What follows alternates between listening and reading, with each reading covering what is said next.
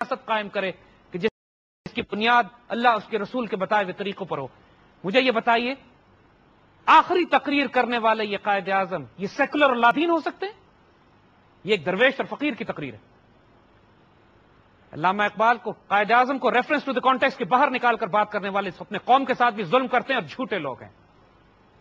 نہ علامہ اقبال سیکولر تھے اور بدکار تھے نعوذ باللہ، اور نہ قائد اعظم سیکولر تھے، اور نہ پاکستان کسی سیکولر ریاست کے لیے بنا. یہ وہی جو قائد اعظم کو تیار کرنے والے ہیں، انہوں نے تو یہ کہا تھا کہ جدا ہو دین سیاست سے تو رہ جاتی ہے چنگیزی.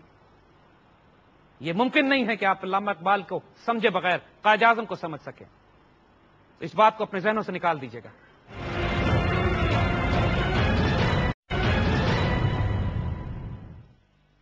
آپ نے بتایا کہ پاکستان کا مستقبل تابناک ہے، اور یہی میری بھی خواہش ہے. میں بھی یہی چاہتا ہوں کہ پاکستان کا مستقبل تابناک ہو. لیکن جو حالات ہیں، جیسے ہمارے حکمران ہیں جس بری طرح سے خیانت کر رہے ہیں، جس بری طرح سے ناانصافی کر رہے ہیں، تو اس طرح سے ہم اس ڈائریکشن میں نہیں جاتے ہوئے نظر نہیں آ رہے. جس طرح سے ہمارا معاشرے میں جو معاشرتی برائیاں، مثال کے طور پہ آپ ملاوٹ لے لیجئے، دوائیوں میں ملاوٹ، دوسری چیزوں میں ملاوٹ، تو پھر ہم اس منزل پہ کیسے پہنچیں گے؟ ہماری تمام چیزیں تو یورپ کے لوگ کر رہے ہیں. دیکھیے، سوال آپ نے یہ کیا ہے کہ حالات ایسے نہیں ہیں کہ پاکستان کو عروج نظر آئے. ہم آپ سے یہ پوچھتے ہیں کیا یہ حالات نظر آتے تھے کہ اللہ تعالیٰ ابابیلوں کو بھیج کے خانہ کعبہ کا دفاع کرے گا؟ کیا یہ حالات نظر آتے تھے کہ 1000 کے مقابلے میں 313 سٹینڈ لے جائیں گے؟ کیا یہ حالات نظر آتے تھے کہ مسلمان فوجیں کہ جو حجاز سے نکلیں گی رومن اور پرشین امپائر کو اڑا کے رکھ دیں گی اور 20 سال کے اندر کسرا کے کنگن حضرت سراقہ کے ہاتھوں میں پہنچیں گے؟ کیا یہ حالات آتے تھے کہ 12,000 کے لشکر کے ساتھ جب مسلمان افریقہ سے نکل کر ہندلوسیا پہ اترتے ہیں تو اس کے بعد پورا کانٹیننٹ 800 سال تک مسلمان؟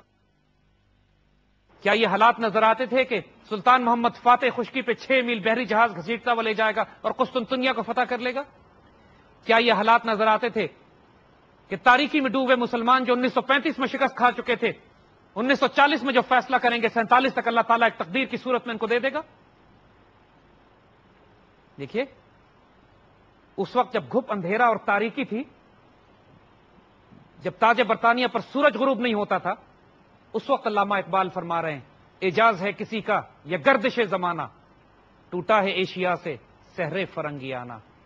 تو اس بات کا اطمینان رکھیے، اللہ کے فضل سے پاکستان کا مستقبل بہت شاندار ہے. آپ کو اس وقت نظر نہیں آ رہا ہے، لیکن اللہ تعالیٰ بادلوں اور ٹھنڈی ہواؤں سے یہ بشارت دیتا ہے کہ پیچھے اللہ کی رحمت آنے والی ہے.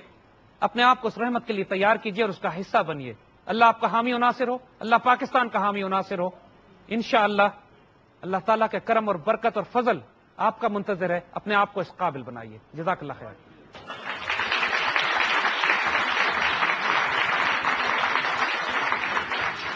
اللہ ہمیں انٹرنیشنل پالیٹکس سمجھنے کی